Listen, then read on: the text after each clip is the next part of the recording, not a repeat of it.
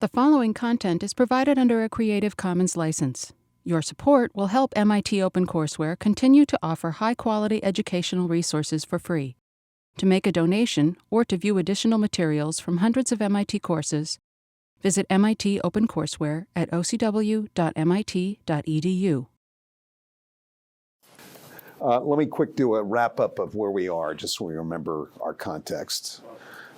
Class 1 was really all about growth economics, as you all know, when we talked about the contributions that Solow and Romer made, and they really forced us to look at what we could call two direct innovation factors, what Solow called technological and related innovation, and we can sort of translate that as R&D. And Romer, the talent base, human capital engagement research was his key term. We read Dale Jorgensen, and Jorgensen showed us that technology-based innovation really was the driving causative factor in the great growth spurt of the 1990s. That was the innovation wave around the IT revolution, as you remember. And we talked about how there were direct innovation factors. Solow and Romer contributed those, arguably, and others. But there are also many indirect factors, right? So less critical factors, but this is a complex ecosystem of innovation. And Richard Nelson gives us a third innovation factor, looking at innovation as a system and the organizational elements within it and the connectedness of the different actors and the strength of the different actors. So that gives us a systems way of evaluating an innovation system, whether it's national or regional or local. Nelson gives us a perspective on how to look at that system. Atkinson and others contributed on innovation wave theory.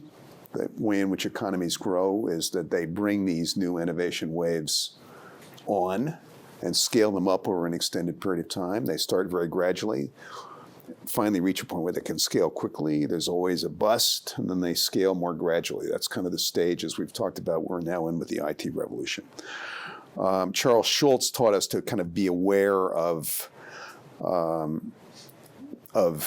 industrial policy, and we talk a lot about the governmental role here, but that's a cautionary tale of some of the problematic aspects of a governmental role. Classes 3 and 4 were really about advanced manufacturing, which we did as our first kind of big case study. Obviously, we'll have another big case study today. We had health last week. Class 5 was on innovation organization, and we talked about the different models that kind of govern the ideology of innovation in this country. The associationalist model, which we could call the public-private partnership kind of model. The conservative model, which is governmental intervention. Government should stay away from intervention, including into the innovation system, except at the most basic kind of levels, versus a national security model, which justifies intervention at any stage if the need is related to national security. And these debates go on. There's a couple of other models, but those are the ones that really represent the core debates that still go on. We talked about the importance of looking at innovation from both the institutional and the personal level. So people innovate, institutions don't. You need to understand how the institutions interact. But in the end, people own particular innovations and bring them about. So you've got to understand innovation at that personal level as well.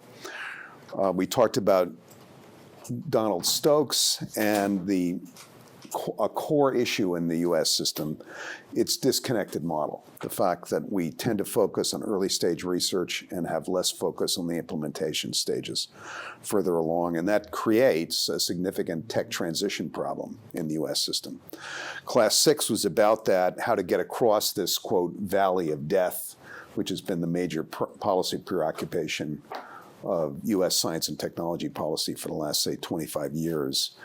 And in contrast, we read Vernon Rutan, another growth economist, who taught us that, by the way, there's a whole parallel system out there. There's a parallel universe in the way in which the U.S. R&D system is organized. There's a highly connected defense innovation system that's very different than the somewhat disconnected civilian side R&D system. Class 7 was great group theory. What does innovation look like at the face-to-face level?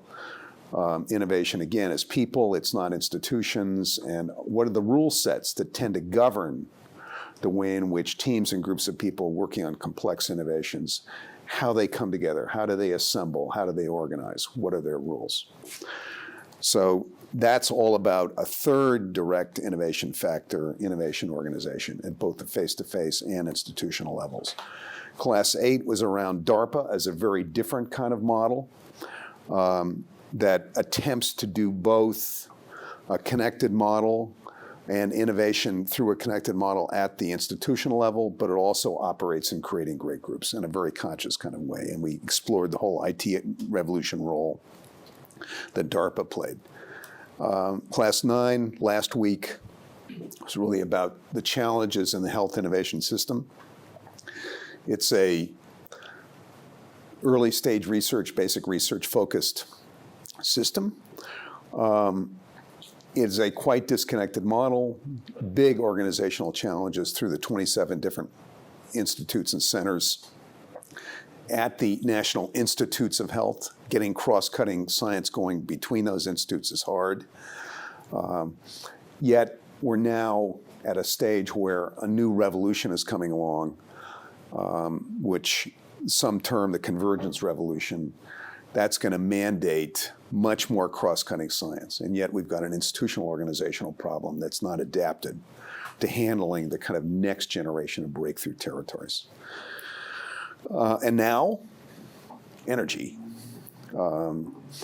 So we're going to really bring to bear here the legacy sector analysis model that we've been touching on at several points, but today it really comes into focus. Obviously, we touched on it last week in the context of NIH, but it really comes to bear here. And the issue of innovating in complex established sectors is a big problem for the US. It's a problem for everybody. It's a particular problem here. If we could get around and tackle this problem, we could address a lot of issues. Since there are 80% of the economy is in these legacy sectors, we limit our growth rate by essentially doing a new frontier kind of innovation model of looking at standing up the next big thing. We lose track of what we've done in the past. We tend to focus our innovation on standing up new territories. That affects our growth rate, right? So the whole IT sector in the United States, as huge as it is still measured as only about 4.6% of the US economy. That includes copper wire telephones and hardbound books too, right, in that information technology sector. So it's a challenging issue of how to bring innovation to the other sectors. If we could figure out a better way to do it, if innovation is the dominant causative factor of growth, then we could start to think about affecting our growth rate in a new kind of way. So that's why this case study, I think, is particularly significant, not only for energy itself, which is obviously very important, but for its implications of how do we innovate in legacy sectors. So we'll start with Sokolow and Pacala. And who's got Sokolow and Pacala? Matt, you? All right. I'll just briefly summarize their work. As you know, both Princeton experts, they helped give us a conceptual framework for thinking about challenge coming up in energy technology. And, the community had been doing a lot of fairly sloppy thinking about everybody had their favorite silver bullet that was going to solve all problems, right? And Sokolow and Pacala got us thinking that, gee, there's not going to be a single silver bullet. There's going to be a whole series of things that need to be undertaken if we're going to tackle the energy technology challenge. And so they developed something which is now widely known as wedges theory. And when they were writing, if we just stabilized CO2 and greenhouse gases, that probably, at the time they were writing, that would have been enough. We now know that we've got to go much more deeply. So it complicates this wedges story significantly. But when they were writing, as you can see, their assumption was that that would be the growth curve of greenhouse gases, if we could simply stabilize by introducing these wedges, that could tackle the problem. And when they put this out in 2004, it really gave everyone a new kind of picture, a new kind of intellectual framework to help think about this big energy problem. They picked 15 different energy initiatives. They argued that if you did any 7 of them, you could grow them in a reasonable time frame into a multi-decade time frame into large enough wedges of energy supply that you could bring emissions down over a 5-decade period to a stabilized 2005 level. So we now know we've got like an 80% reduction, not just stabilization, but the concept is still with us. Now, some of these wedges were clearly within the range of adoption. And with a concerted effort, they could be scaled up in a timely kind of way. Others were just plain really hard to even think about implementing. For example, they called for massive deforestation, a big challenge in countries where that would need to occur. They called for a 50% reduction in driving by 2 billion vehicles. Yeah, good luck. Massive adoption of conservation tillage. I mean, all these are conceivable, right? But some are harder than others. And they take not only changes in government-directed policy and technology advance, they require very significant behavioral challenges as well, which is particularly difficult to impose. And others, like carbon capture and sequestration technology, are still, to this day, a considerable time period away from practical implementation. We don't have the right technologies yet. And then there's a whole period of development and demonstration that really needs to be ongoing before we can really implement those approaches. We just don't know what the best practices are, particularly on the sequestration side. So that's some of the challenges here. Interestingly, Sokolow and Pikala's work got taken up by the contending communities battling over climate change at that time. So Sokolow and Pikala, again, they're only battling for a 50% reduction. They're battling for stabilization, not a 50 or 80% reduction. They argued that we could get their wedges without doing a lot of breakthrough work, right? That the solutions were at hand. So the environmental community was facing a big battle with industry. Industry was saying, sure, we'll do climate change. See, in 20 years, we're going to do some R&D, and we should have it done with at least 20-year period, no problem, right? So that was obviously unacceptable to the environmental community. They used Sokolow and Pikala to argue, wait a minute, we don't need to do these fundamental breakthroughs. The solutions are at hand. So in effect, it pulled both sides off of technology development, right? In a period of time where we actually really needed to do a lot of technology development, because I would argue with you that if we're going to get to the levels of CO2 reductions that we need to reach, there is a lot of technology advance that needs to go on. And this kind of pulled the debate out of that climate. It's not their fault. That's not what they intended at all. But it's, it created a kind of positive agenda for the environmental community that I think in the end was misleading to them as well as to others. So that was the dilemma in what they proposed. But nonetheless, this wedges concept presents a picture of how we're going to go after this problem that remains extremely important. Matt, it's all yours. Great. Well, the first thing I wanted to talk about was Sokolow and Pikala seem to be writing to the world. They talk about global emissions. And here they are publishing in Scientific American to popular science readers in the US. I think a few people also caught on this. Somewhere in the article, they mentioned that richer economies tend to become less energy dependent because you're not making steel or doing these highly energy intensive activities. So I think it's important then to talk about whose responsibility is it to pick up these wedges? And is there a way to optimize it so that we don't keep developing economies from developing in the process? Well, actually, I kind of disagree, at least with the notion that the more developed economies don't use energy as much, because or at least that they don't pollute as much. Because at least the United States, we pollute, what is it, the second most in the world? Yes. Yeah, we have like 25% of the world's pollution is produced just here, even though we're extremely developed. So I don't know if we can put a lot of the blame on developing countries. Really, the pot calling the kettle black there. On the other hand, I guess pollution is something we can manage and reduce without having that take as much of a toll on our economy as like telling a developing country to stop producing steel, right? Well, we haven't done it yet.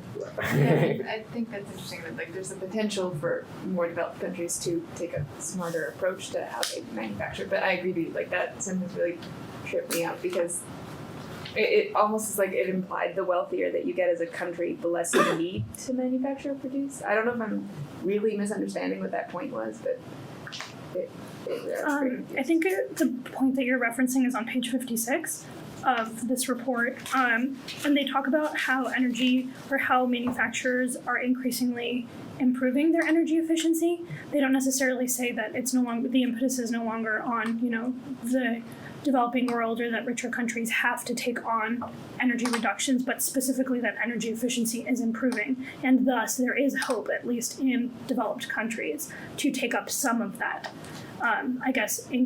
increase in the developing world, in manufacturing specifically. I think the point that they were referencing specifically is a bit earlier when they say that like heavy industries like steel and manufacturing tend to move out of the more developed countries to less developed countries. And my whole confusion with that was if it seemed like they were saying that was going to like reduce emissions, which like, yes, it will reduce the emissions in the US and developed countries, but it's just like moving them to a new place. So I was confused as to like why that is something that they're commenting on at all in this discussion, because it's just moving emissions around, it's not changing them.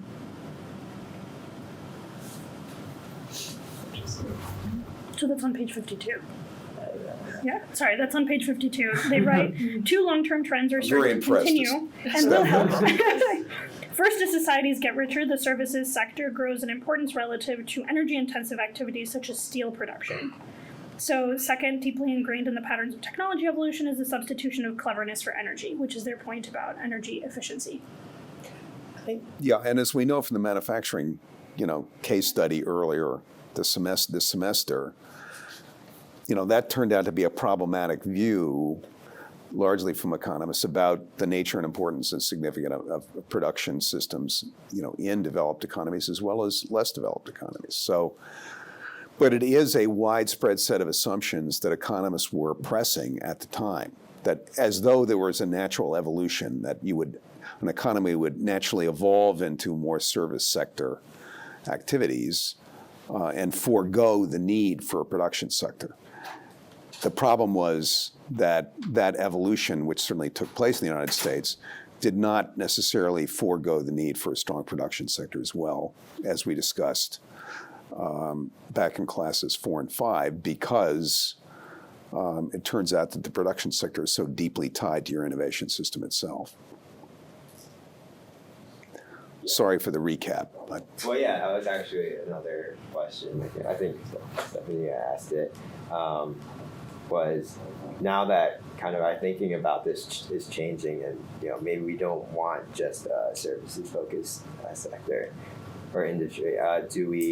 And we bring back manufacturing, does that mess up kind of what Sokol and Pakula are presenting here, where that's something, in their model, that's something that will help us in the long run. Say that again? Yeah, so Sokol and Pakula are saying, as countries become more developed and they have richer economies, they kind of move towards this service-heavy economy, and that in the long run helps decrease at least that country's carbon emissions. But now that we've been rethinking it and saying manufacturing is something we want back here in the United States, so that paradigm changes, and how much does that disturb kind of their presentation of this wedge theory? So actually, I kind of have a question then. Have emissions from the United States decreased in the past, say, 30 years? If so, by how much? We actually have been decreasing emissions, particularly in the last 7 years, at a fairly significant rate. And, again, more analysis needs to be done. And Martha, you probably have insights here. Well, the only insight I have is because of the natural gas boom is one of the big reasons we've been reducing emissions, not because of less consumption or, there's some energy efficiency, but a lot of it has to do with natural gas being cleaner than coal and oil. Right, so we've gone through a whole technology revolution led by fracking.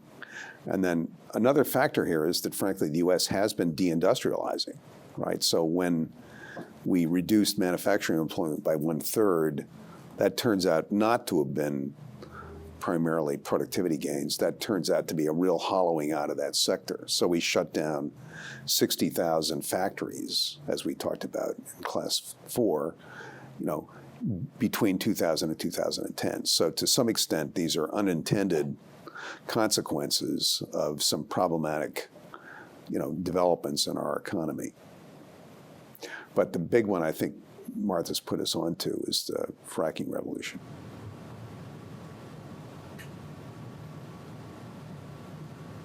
Also, when we do that measurement, is it based on the emissions per production, or does it also take into account like how much emissions you do by creating the products? So I'm thinking like solar panels. Like, what would be the emissions to create the solar panels and like produce them?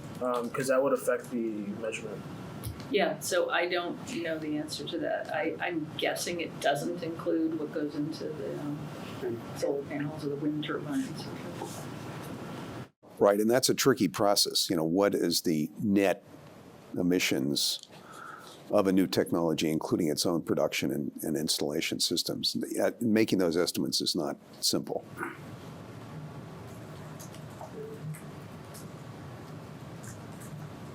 How about one more question, Matt? Another question. Generally, what do people think about the 7 wedges theory? So I saw some people had questions about it, and I did too, in terms of, each wedge seemed, some of the wedges seem really hard, but some of the wedges seem manageable and on their own. But once you start putting all of them together, even just from a financial perspective, it becomes marginally more difficult to take the next wedge. And they don't actually all seem like exclusive. So if you look at power generation, you raise the efficiency at 1,600 large coal-fired plants from 40 to 60%. Then another one is replace 1,400 large coal-fired plants with gas-fired plants. And does trying to do one wedge, cause another wedge to shrink, and then you're looking at adding up a lot more. I thought it was a helpful, for a popular science magazine, I thought it was a helpful framework. But I just wondered if there were some shortcomings that people had issues with. I was a little surprised by how fossil fuel focused it was. Still, one of their big solutions was carbon capture, and like you said, not one of the options is to keep using coal, but to just make it more efficient. So I understand the reality that we probably will be reliant on fossil fuels for a while, but I thought that this was an interesting approach to continue in such a way. Martha, I know you've thought about that question. Well, I guess the only thought I'm having is, this carbon capture and storage has totally not panned out yet to be anything close to economic, and so it is a little fanciful, that piece of it. Right. On the other hand, the possibilities that a purely renewables approach I see, right. is going to be doable. Right. No. I think that's problematic as well. Right, absolutely. Because these are not baseload power systems.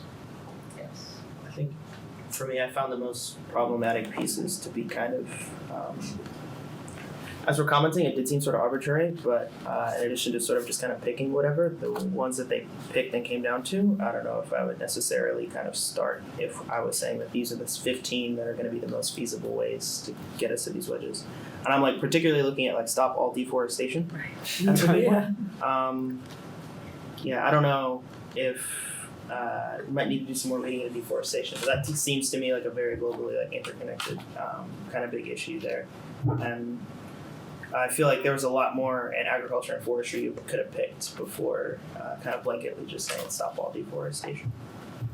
And yeah, so I think within each sector, there could probably be a more meticulous approach to kind of make them exclusive, so you don't have this sort of overlap in power generation between coal-fired plants and things like that. But that was my main issue with the wedges. I thought it was a very academic paper. I think it's a really good lens to look at the problem. But in terms of practicality, I don't think it was very practical. And it seemed like it's kind of idealized, like outside of reality. Like the approach I would have taken with this paper was to look at their assumptions and then go out into like the market and like talk to factories and people who are using these technologies and figure out how they think about these things, because they might just be like, that's not gonna happen. So I think it's a good lens, but I don't see it as like practical. Oh, I just looked it up. Rob Sokolow actually wrote a follow-up article in 2011 called Wedges Reaffirmed in Climate Central to talk about the reception, not only from the general public, but also from the scientific community and from the policymaking community. And he seems to sort of be of the opinion that they not only overshot the science of carbon capture, but also really were trying to pander to the quote-unquote general American, and we're not as sort of hard-hitting with the solutions that they could have proposed in the magazine article. And in particular, it talked about how people commented on the concessions and that they made leading to benign outcomes on fossil fuels, as you were saying, Beth, and that they would foster complacency. And he says that he doesn't understand that fear, because when he tells someone that we could be lucky to figure out the technology, then the listener completes the sentence and says, or we could be unlucky. So he seems to say that, we're kind of between a rock and a hard place on trying to convince people to create a framework for, energy reduction, while also sort of maintaining our standard of living and also caring about the environment. So he seems to have gotten a lot of backlash that he reflected on, for some time. Right. Both of these folks are very shrewd, talented people and very perceptive. And, part of the story here was what we thought was the case in 2004, 2005, which is just stabilization at 2005 levels would do it. If we've got to get, a much deeper set of reductions into place. I think even when they wrote this, they suggested that, in the long term, we do need to bring it down. Yeah, well, right. So they were aimed at a 50-year period. They recognized that in that later period, there would really have to be breakthroughs, but they avoided the breakthrough problem in the 50-year period, but it's now on us, right? We're going to have a level of technology advance that was past what they were, and what policymakers in general were thinking about that time. That's a good closing thought, Matt. Anything else to add on them? Yeah, I think it's generally a good frame. I thought it was a good first article to start with. But like Bush's innovation pipeline, there's a lot more complexity and details that we need to work through. That's a good comparison. Yeah. Thanks, Matt. All right. So we're now going to dive into, Chuck Weiss and I, in effect, did a whole book on this. This is just a, kind of snapshot.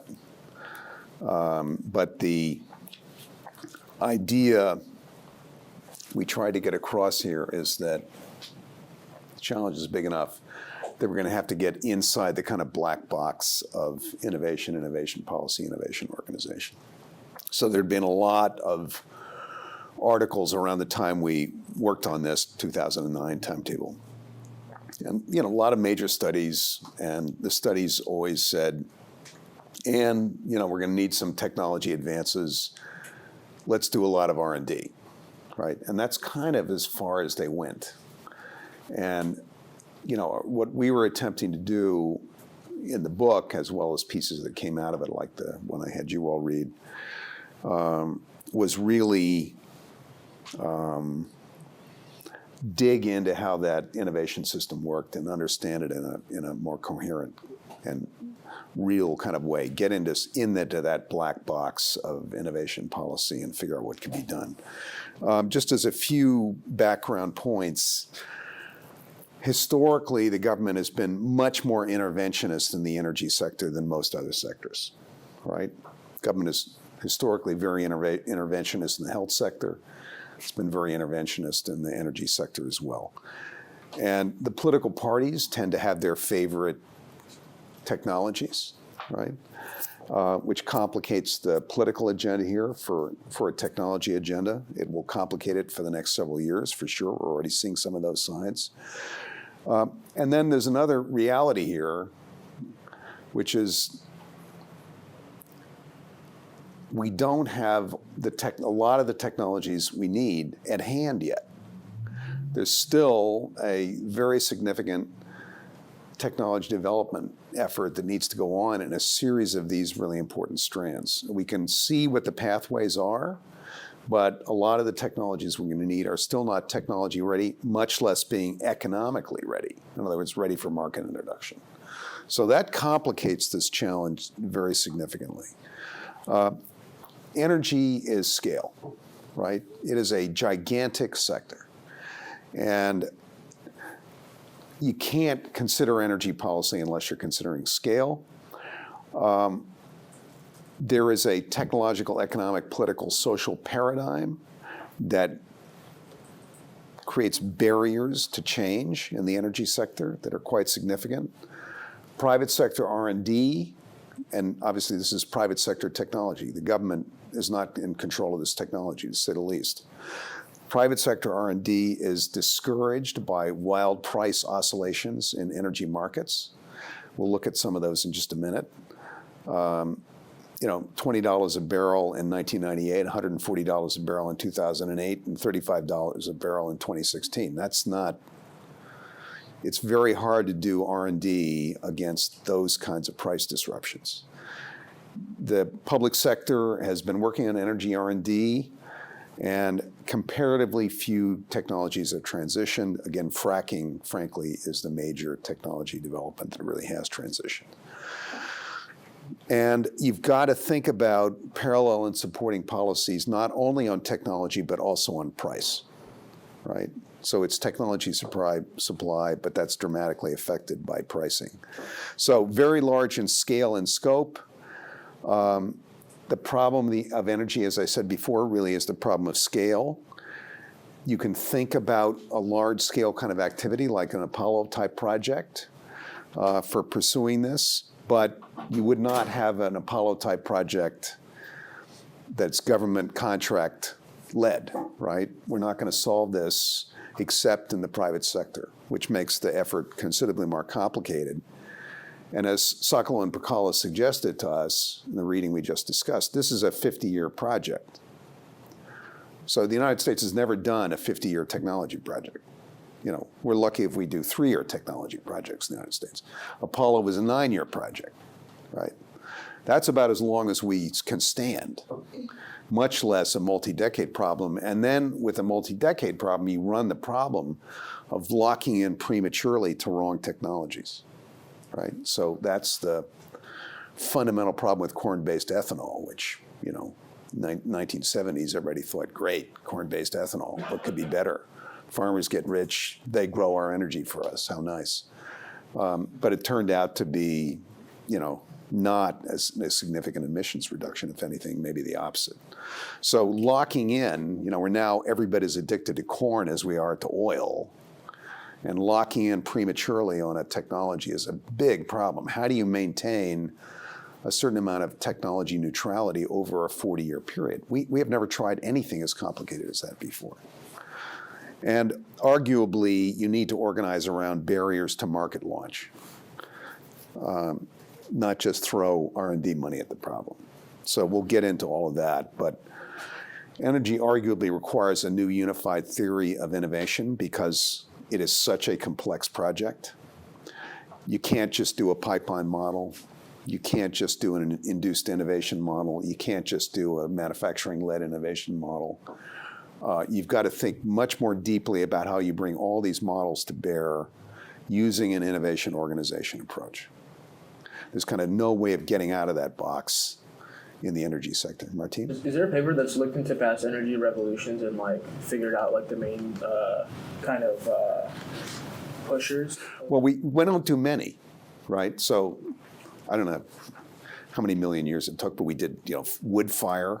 We did that. That was big. And then, then from wood we did coal.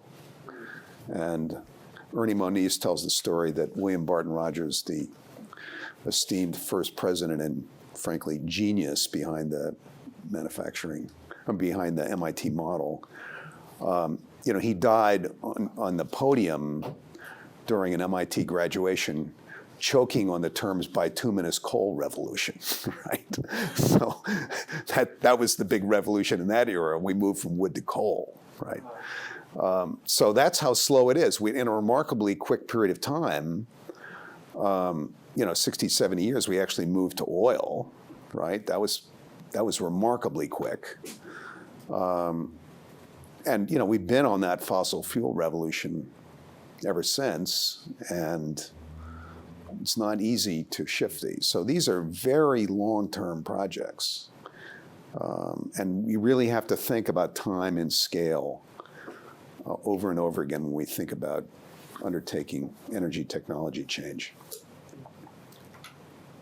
So we talked about some of the models previously. Just to remind you, we know the pipeline model well. For sure, there's going to be a profound need here for breakthrough research. There's a big valley of death problem in that pipeline model that we've got to think very hard about.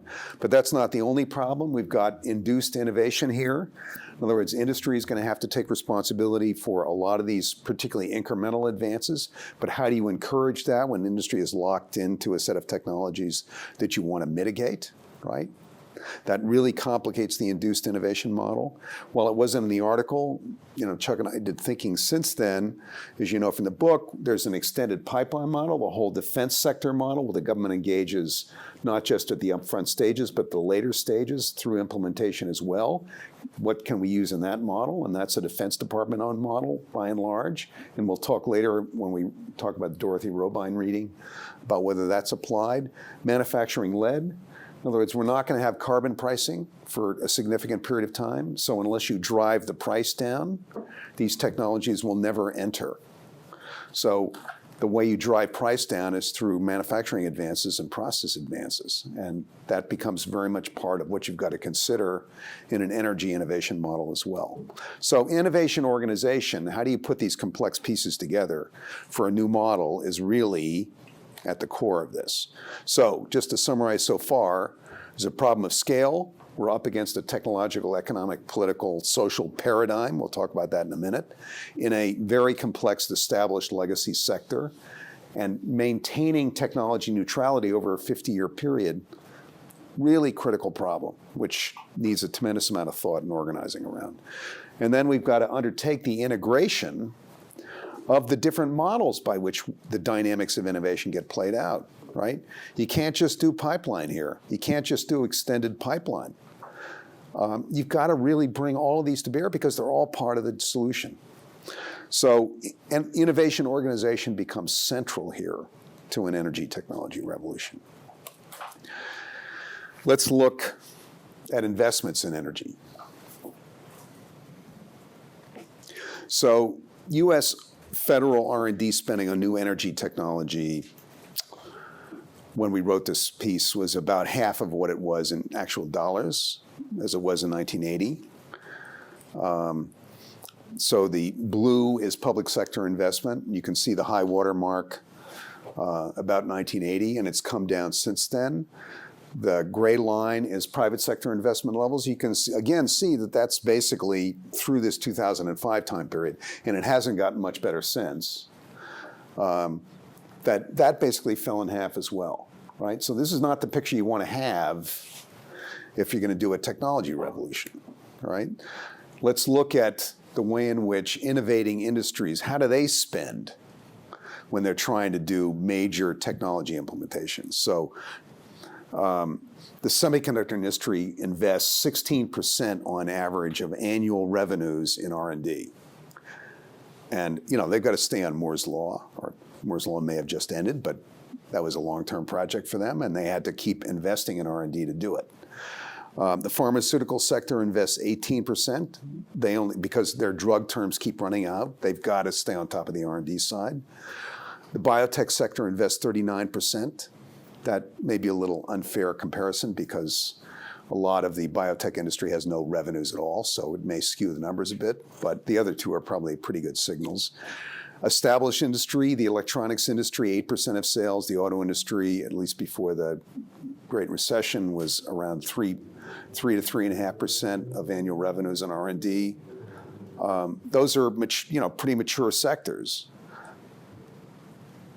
Average R&D to annual revenues for all of U.S. industry is 2.6. That includes like dry cleaners, right? That's everybody. That's all in. Private energy R&D as a percentage of R&D, R&D as a percentage of annual revenues is less than 1%. How are we going to do this? I mean, this is not good. Right? Now, why is it so low in the energy sector? Well, part of the story is that the revenues are so enormous, right? This is a powerful revenue-generating sector. So that's part of it. But it's not a full explanation. This is a sector that's got an economic model, and it's sustaining that model, and is not all that interested in big diversification from what's an extremely successful set of approaches.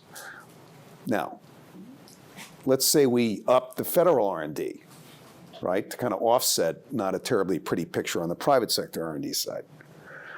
When the feds really want to do something big, what kind of money do they spend on it? The Apollo program over 9 years. Now, this is both R&D and implementation. That was $185 billion in 2002 dollars over that 9-year period. Carter-Reagan defense buildup, right? That got us, all the stuff we read about in DARPA, precision, stealth, UAVs, submarines that nobody likes to talk about, a bunch of fancy stuff. That was $445 billion over 8 years. Doubling NIH was $138 billion over 5 years. The Ballistic Missile Defense Program, which till fairly recently was the largest technology initiative the government had going. Its first 6 years was $145 billion. That's what the government spends when it really wants to get technology done. It's not spending this on energy. Okay, we're not at those levels. Interestingly, this is energy R&D spending compared to the price of crude oil, and you can see the remarkable similarities in these lines, right? Price of oil goes up, let's throw some R&D at it. Price of oil goes down, pull that R&D back, right? You can't run an R&D program with sustained results on kind of a roller coaster model. It just doesn't work.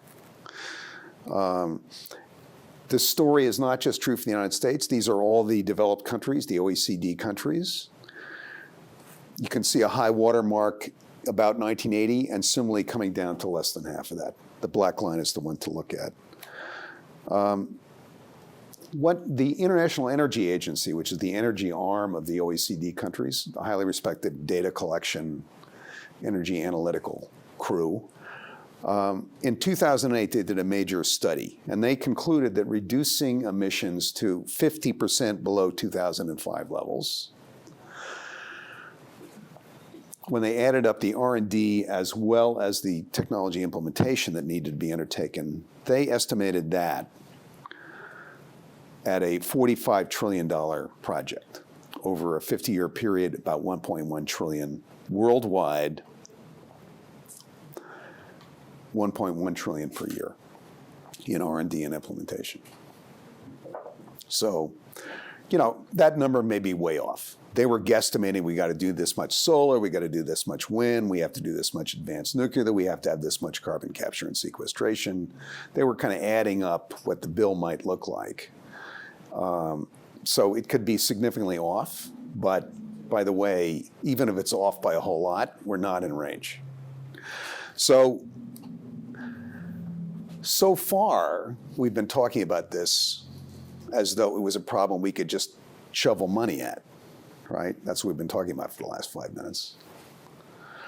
But everybody in this class knows that innovation in a complex legacy sector like energy, it's much more complicated than just throwing money at the problem.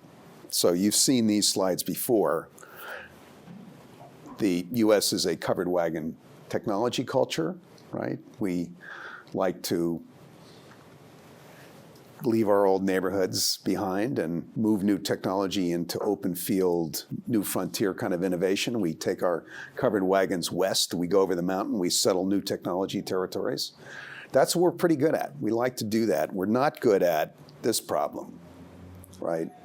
Bringing technology advance back into established sectors. We don't do this.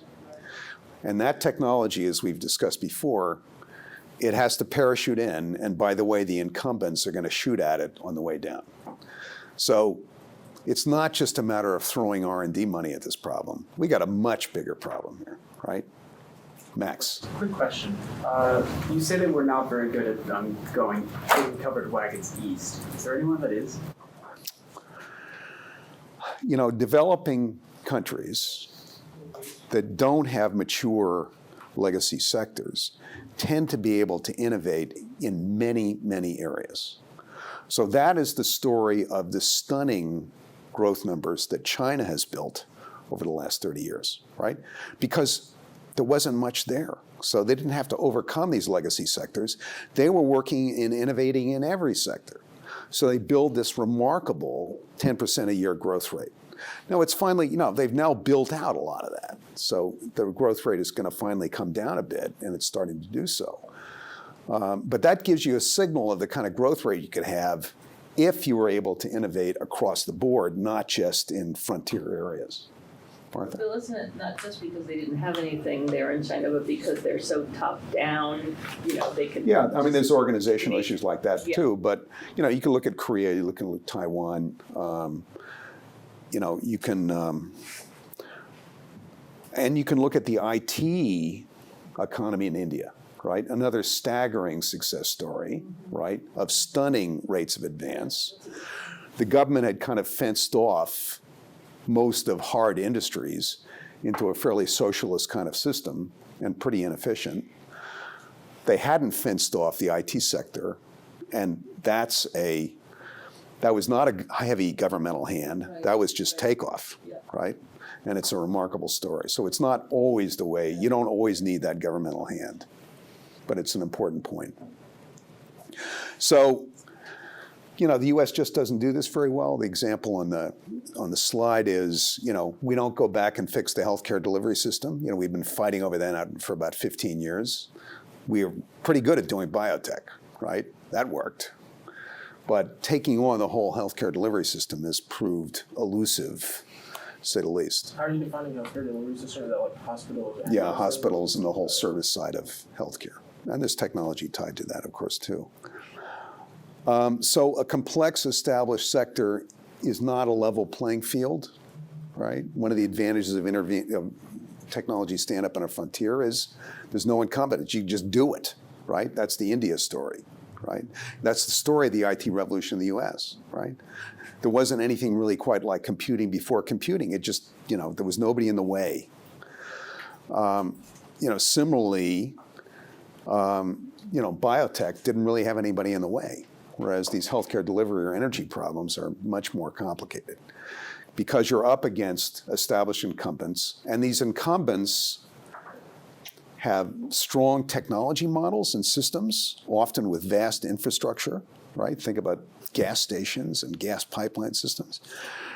They have an economic model, and they've driven down the cost curve, so it's a remarkably efficient system with remarkably low energy prices in the US.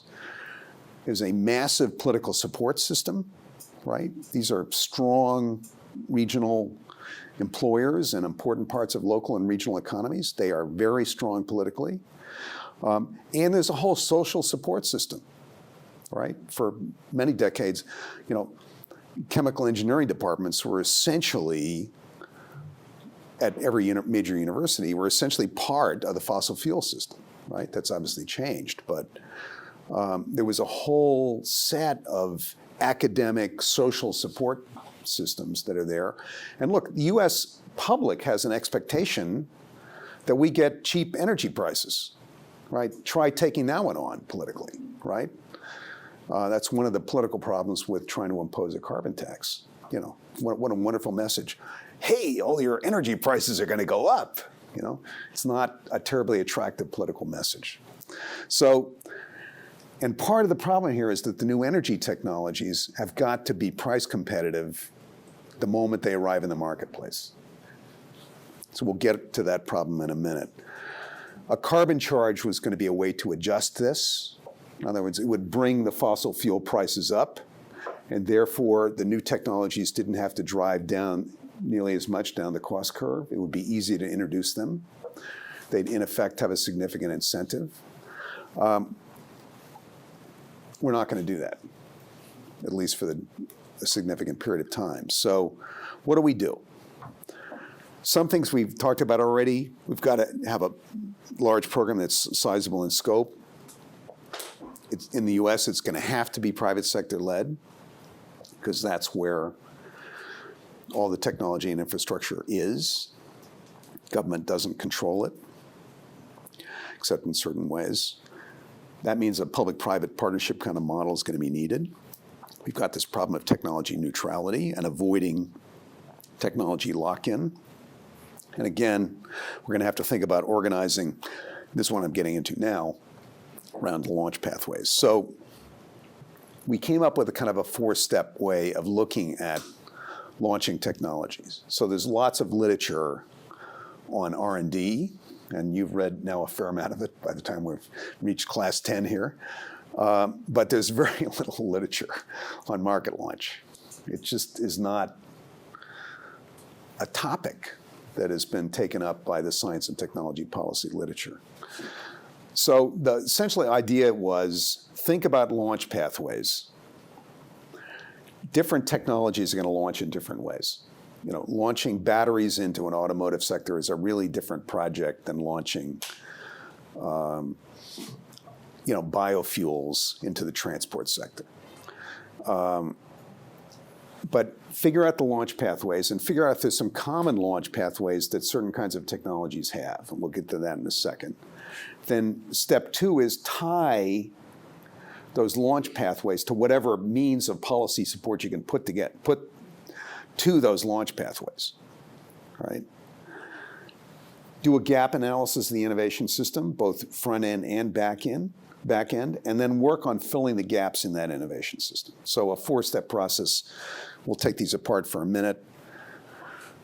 The US has never tried to do anything this tough, right? I think there have been technology challenges themselves that are harder than this, right? Because we can kind of see the strands that we're going to get over the next 25 or 30 years. They're kind of out there. We kind of know what solar is going to be like. We kind of know what wind is going to be like. We can see what's going to happen in storage to some extent. We kind of know what the paths are going to be. And these are not, this is not like the Manhattan Project. I think that was a tougher technology problem. But this is such a tough implementation task. We have never, ever tried to do anything as complicated as this before. So it's a challenge worthy of your careers. It is the big one. Martine? So your focus is policy, Weiss's is government? Because you both wrote a book together, right?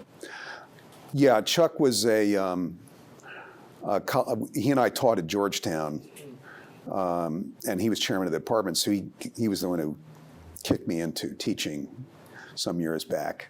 And then, we just got to know each other and decided, let's take this book on, because we saw that the science and technology policy world had just not really thought about the details of a technology policy for energy. Obviously, there's been a lot of literature. Because I was thinking it'd be interesting if you talk to a Sloan strategy professor, like competitive strategy, because they would have some insights into how you. It's it's not intuitive usually, business competitive strategy, especially for complex sectors. But there definitely is a way of doing it. Mm-hmm. Usually, you focus on a very niche market that like no one would try to fight you at the beginning, and then you grow and you grow. Tesla Right. kind of did something similar. And we're going to get into exactly that point too, Martine, because that's a very key stand-up strategy for a lot of these technologies. Another reason too is because it's not simple. Since it's complex, you'll need different business models for different kinds of products. So I feel like they could make like a matrix that might be really useful, especially like MIT Energy Initiative, because they'll be like, oh, if you have this kind of strategy, this is a task, this is how I would go about going it. And like with MIT especially, like you have mentors that are going to be there. There are some connections. It'd be really interesting. Right. And look, I mean, a lot of this thinking I did was because I got pulled into the MIT Energy Initiative in various ways and had to think with the faculty teams that are developing these amazing reports that MIT did over the years.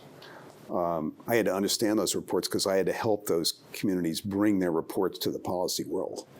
So I had to read in pretty deeply. So a lot of what I'm stumbling onto in the article you read, but also the book that is a larger statement of it, really comes out of my MIT experience. And of course, Sloan was pretty deeply involved in each one of those, which was part of what made them powerful. But Martine, when I do the next edition, I'm going to get you to do the business side. So let's go back to step one. We'll do a little more detail here so you get what I'm talking about. Let's categorize the launch categories, right? So we know we've got to do a bunch of wedges. Different technology is often embedded in each different wedge. How do we look at launch pathways? There's a way of looking at the different launch pathways in energy and seeing if some are similar, then you can kind of aggregate the policy support mechanisms around those. So some technologies are experimental and it's just going to require long-term research. So Max, that's your paper, right? Fusion is still long-term, incredible potential. If we could get there, we're not really ready for much more beyond R&D and some demonstration commitments at this stage. So that's a federal R&D role.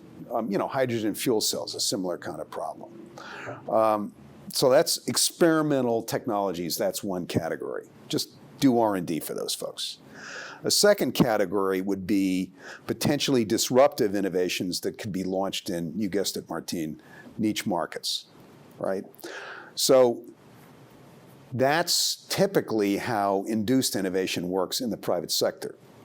Private sector company will identify a market opportunity, typically a niche market, take that market, move into it, and start to scale up a new technology advance.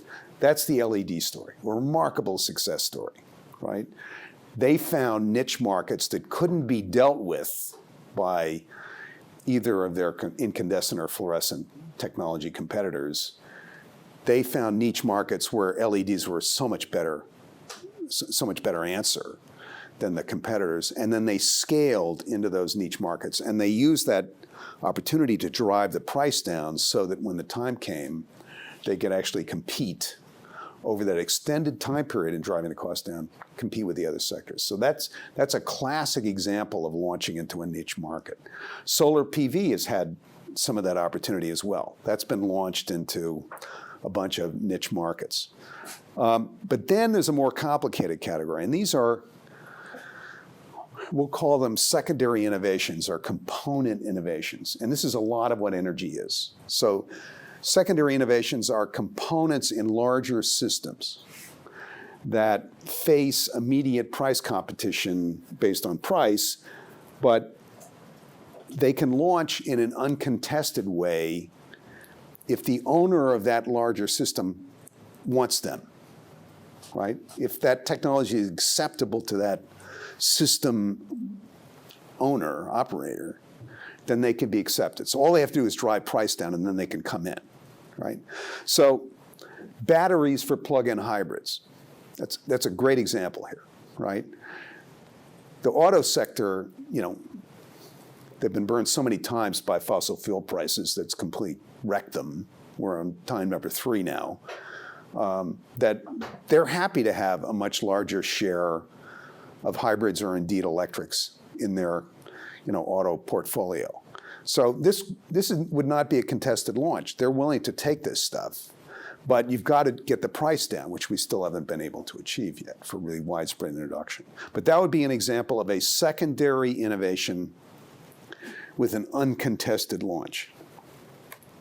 The hard stuff is secondary innovations with a contested launch. That's carbon capture and sequestration. So the message to a utility company in that situation is, hi, we want you to do carbon capture and sequestration. This is going to reduce the efficiency of your plant by 40% and add 50% to your costs. Or numbers somewhat like those. Is that ballpark numbers, Martha? Is that? Sounds good. And there's no upside, I mean, there's no financial Yeah, upside. what's the benefit here? And finance it too. You finance it, right? And nail your utility customers, right? Good luck, right? That's what you call a contested launch. The only way these people are going to do this is if you tell them, they're going to violate criminal laws unless they do it. I mean, that's about all you can do here. You have to regulate these, right? There's no other move. There's some other categories here too that we need. Conservation and end-use efficiency always needs work, and advances in manufacturing technologies for scale-up, those are important as well. But these are the four major territories, the four major kind of launch pathways we have. And then we've got a whole set of policy packages, right? So for front-end support, right, we do R&D, and it would be great to grow some of that R&D. That'll help us with experimental. That'll help us in all four categories because all these technologies need work. Back-end incentives to encourage technology deployment, right?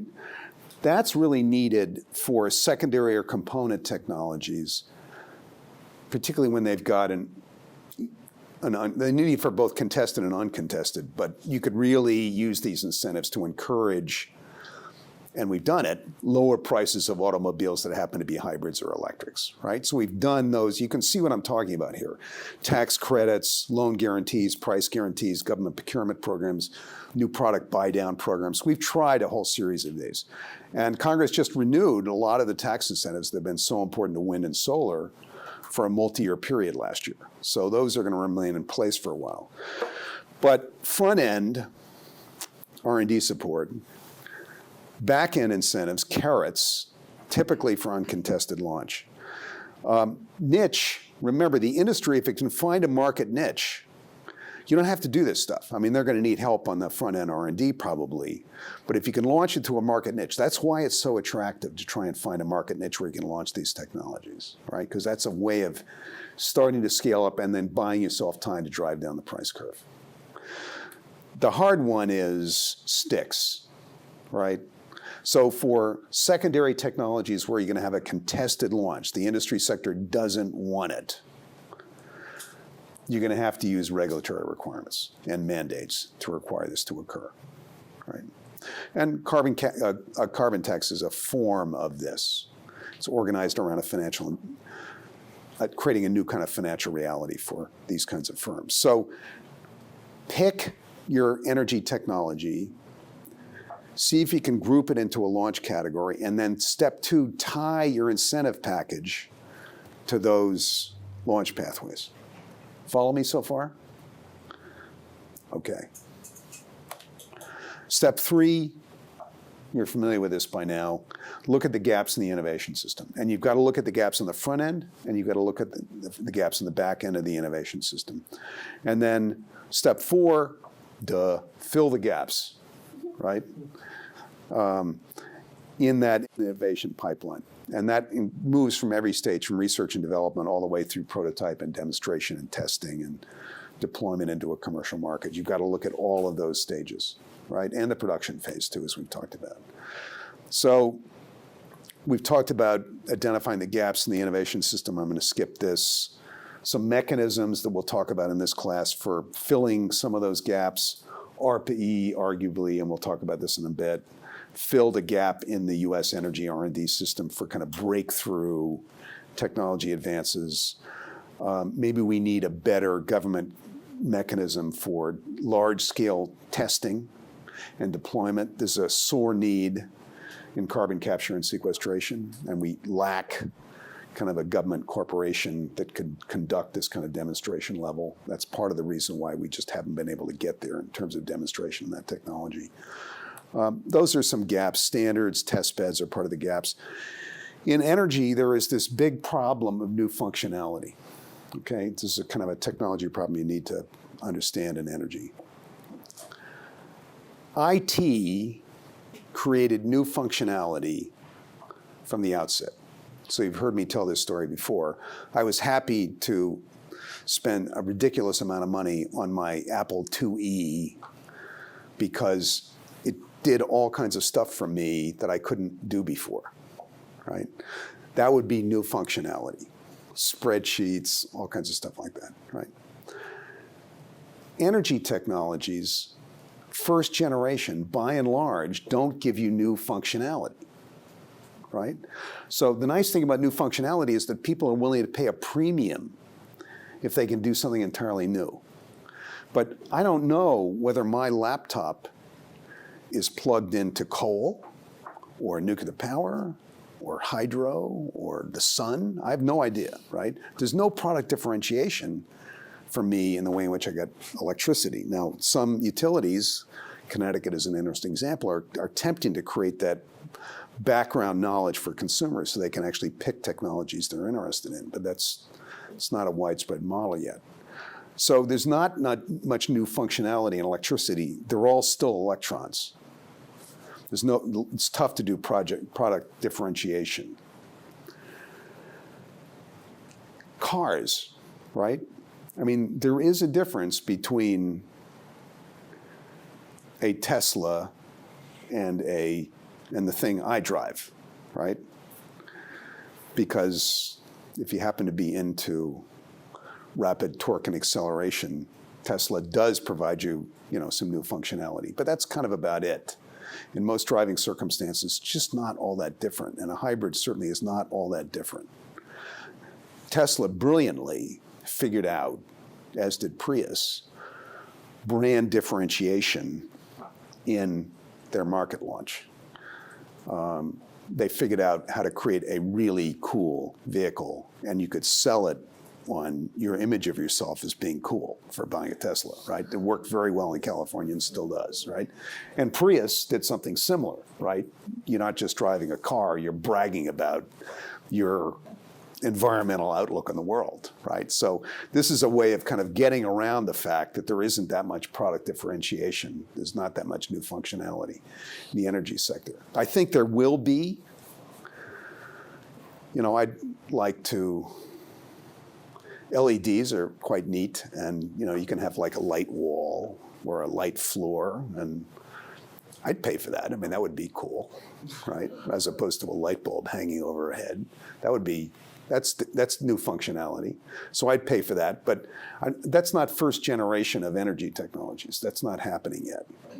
So it's harder to create product differentiation and new functionality in the first generation of energy technologies, which underscores how complicated the market launch is here. Well, there are some technologies that can offer new functionality, if not for the consumer, then for the people who are paying for it, like the utility. One example would be, fusion produces lots of neutrons, and we could use that to get rid of nuclear waste, which would be nice. And there's virtually nothing else that can do that. Right. So, yes, that may be the silver bullet. We're just still a while away from it. And nuclear waste is like a $1 trillion market, so right. And the problem for the utility companies is to adopt the new technologies, they generally speaking have to pay more, right? Although we're working on driving those costs down. And we've made a lot of progress. The way I would look into it is this like a process? It's like a whole supply chain for energy. So like lines, where you produce it, when it gets over, and what dissipates. So figuring out how the supply chain is flawed and creating products that fix the supply chain so it's a lot better and they don't have those costs is probably the way. Like that's the product, right? Mm-hmm. Like the system is broken, I fix the system with this product, and so. Because like energy is going to come out either way, the same way, right? That's how I think about it. Right, and you can think about smart grid options that do create kind of new functionalities as well. Or like mobile energy sources that could be near cities, because then you don't have to transport a long ways. Mhm. And like, especially for disrupting like big companies, they spend so much money on like putting the lines, and they have to pay for regulations, and it like slows them down. So like a new mover could do something like that and like disrupt them. Right, so finding those market niches is a task that is now upon us because we're not going to do a carbon tax soon. So let me just recap for a minute. You have to apply all the innovation models: pipeline, induced, extended, manufacturing-led innovation organization. You got to think about this by looking at all the dynamics of innovation and how to organize them. And we need the four-step process here. Figure out the launch categories, group them with similar technologies, apply the right incentive package to that category, look at the gaps in the innovation system, and work on filling those gaps. So that's the kind of four-step process we've got so far. That's enough. Why don't we do some Q&A here? Sorry for that extended wrap, but you basically now know everything I know. So who's got this one? All right, Matt, all yours. Yeah, I think you managed to be more thorough than the reading itself. That's because there was a book behind it. Yeah. I didn't want to make you buy two of my books. One is enough. I guess my main question was very similar to Max's. It's like, I think a lot of the other readings for this week, look at things that the U.S. is trying, but I think it would be really interesting to talk about learning opportunities. You mentioned China, and it still seems like that's maybe, to me at least, like not going back east as much as going into The centralization. Yeah, They're going west. sure, yeah, and just like not making the same mistakes that we made kind of setting up first. Well, they are standing up 2,000 megawatt coal-fired power plants a week still, so So are there like true examples of really innovating in where you already have a legacy sector there? When we read that reading on DARPA a couple of classes ago, as we talked about at the time, the defense sector, it's a legacy sector, right? It's very locked into its technologies, into its social organization, into its economic and budgeting models. It's very hard to innovate there. You're up against a lot of established systems there. Yet DoD has been able to bring on a whole set of very interesting advanced technologies over the last 25 or 30 years. So it does tell you that this is not mission impossible. And there are organizational lessons, as you've read in the textbook, that we can pull out of DoD. Part of it has to do with some of the rules that we've talked about previously. Part of it has to do with finding a community of change agents, and that's very, very critical. So you need to develop the new technologies. You use an island bridge model to attempt to get the decision maker community to kind of force your approach on the overall system. And then to do that is going to require a community of change agents. And, there are communities of change agents that we're starting to see in energy. I do think that we're entering into a very significant energy innovation wave. And we can already start to see some of the outlines. We've seen a fracking revolution in the United States that has completely changed the landscape of U.S. energy dependency. And it's very dramatic. I mean, the entire energy supply system in the United States has been turned upside down, something which nobody ever thought was conceivable, right?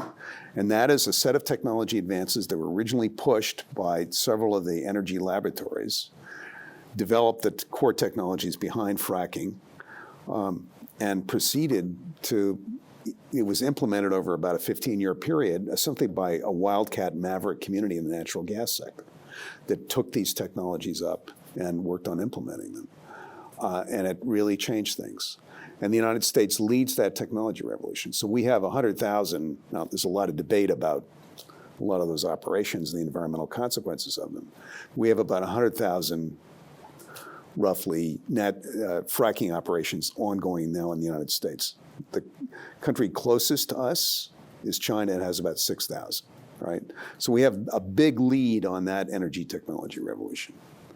We can see solar and wind now, which are now scaling up to trillion-dollar worldwide energy sectors. They are going to be very, very big, right?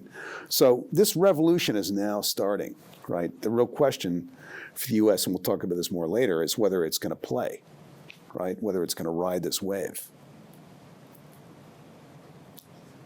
Yeah, it definitely seems like a theme of the class. Like, DARPA worked. Let's try ARPA-E for energy, or a DARPA-like funding model for NIH. But it's a more complicated process than just having a DARPA. DARPA can be a change agent, but you got to get these steps down too, right? When you work on the implementation side. Sure. Actually, so regarding ARPA-E, I noticed that DARPA has a budget of what is like $5 billion. $3 billion. Whereas ARPA-E is a budget of like maybe $100 million, a couple $100 million. 300 million. Yeah. So 306 Martini. How is it we can expect that ARPA-E is going to do what DARPA did if it has a tenth of the budget? I want to save exactly that question for our ARPA-E piece. Is that okay? Would you forgive me, but bring it back? That's fine. All right. How about it? What else we got, Matt? I don't know if you want to go here, but you did mention and alluded to this earlier that, beyond energy, like this is a framework that can be used for any legacy sector. I think a lot of our papers are applying the framework, and I was interested in seeing if there were any insights into how it becomes like specific to whatever industry you're looking at. I don't know if you want to move away from energy, but. No, it's a very good question, and the purpose of our textbook was really to kind of take lessons that we had thought about in energy, with the realization, we knew energy was a legacy sector. Then we realized, wait a minute, most of the economy is a legacy sector. We came up with this 4-step process in energy. Maybe we could think about that 4-step process for a lot of other stuff too, right? That was frankly. It was a little more sophisticated than that, but that was the essence of our conceptual realization process. So, I do think that the steps here are steps that you've got to think through when you're innovating in a legacy sector. You've got to think about the different innovation models you've got and how to organize those in new ways, because all of them are going to be required in the legacy sector. But you also have to think about, what are your launch categories? What are the barriers to launch? How are you going to overcome those barriers? What's the right incentive package and support system? Can you do niche launch, which gets you out of this whole box? What are the gaps in your innovation system? I think you've got to go through all of those when you think about legacy sector innovation in general. And we did a little of that in the healthcare discussion last week. When I was looking at this, I was seeing a lot of like edge cases in computer science. What if I got like the best like product, right? And then try to go through the framework and see how I would pan it out. So say like fusion, right? How would it work out? And like how is the system structured to help great innovation? So like an ideal innovation, how would it work and how would the dynamics be? And then also like a horrible innovation, right? Where it's really not even innovation. I think Tesla got caught on this, that they were doing the same battery technology that ARPA-E had figured out, and they're trying to get like government incentives and go through. And so like that way you can figure out, this is really not innovating, but they're trying to use these resources. So I think that was a really interesting thing to maybe try to do in the future, like different types of, because there's also categories of energy technologies. Like what if you try to figure out the ideal solution and like, try to push them through the framework? How would they be able to function? Because that way you could also find like organizational gaps, like the politics would not allow it or other things. So I thought that was interesting.